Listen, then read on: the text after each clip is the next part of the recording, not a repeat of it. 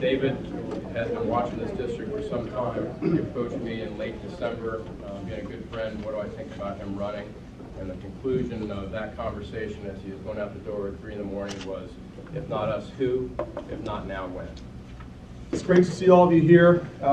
I just came from about a 3-hour church service with Pastor Michael Reeves at the Corinthian Baptist Church down there on 5th Avenue. And I tell you that not to let you think I'm real pious or something, but if I sound a little bit preachy, I've still got that spirit. I'll tell you one of my favorite parts of the service was Pastor Reeves said, okay, all you saints, stand up out there and look down your pew and say to the people there in your pew, if you're not ready for church, you're in the wrong pew. So I think about this campaign, I'd say, if you're not ready for a campaign, you're at the wrong meeting. So some of my campaign workers have said, hey, Robinson, people don't really know you very well, and when you just talk about policy, people really don't know where you're coming from. Let me share with you one of the life events that I've had. When I was in my late teens, my mother got sick with early Alzheimer's disease, and she died when I was 26 years old. I was in school at that time, and out of Ohio State, I began working in a marketing consulting job. I did that for about 5 years. It was a company called Management Horizons there in Dublin, great experience.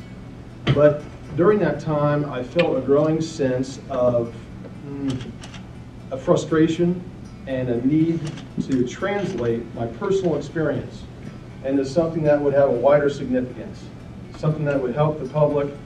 And what I arrived at one day sitting in my cubicle was, I'm a young guy, I can talk pretty well, my legs feel healthy, I'm going to ride my bike across this great country. So I created, commenced, and executed a project called the Ride for Reason. The ride itself took about 4 months. I rode from Miami, Florida to Seattle, Washington, went through 25 cities with local chapters of the Alzheimer's Association. I rode east to west against the prevailing winds to symbolize what it was like to be a family member of someone struck with Alzheimer's disease. If you feel something in your gut and it stays with you, and even if it seems like a kind of a far-fetched idea, but if you think it's the right thing to do and you step out one step, even if you don't know where you're going for sure, a lot of great things happen to help you in that effort. I feel like my entire life has led up to this point of time. I look at the range of experiences I've had, and I do feel like I'm very capable of representing this district. It's an amazingly diverse district. As Christopher said, it goes all the way from the near east side of Columbus up to northern Delaware. As America is a melting pot, Ohio in some ways is representative of the political culture and climate and state of things in America right now. This is ground zero in many ways. I'd say the 12th district is a microcosm of Ohio and a microcosm of the country. If you're going in the right direction and you refuse to quit, eventually one day you get there.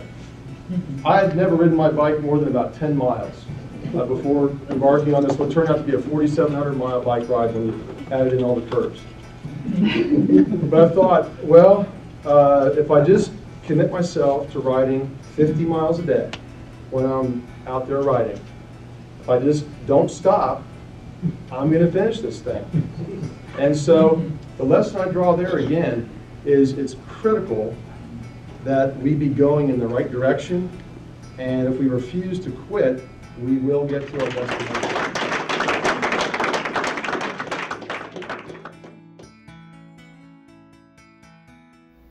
I am David Robinson, and I approve this message. Paid for by Robinson for Congress.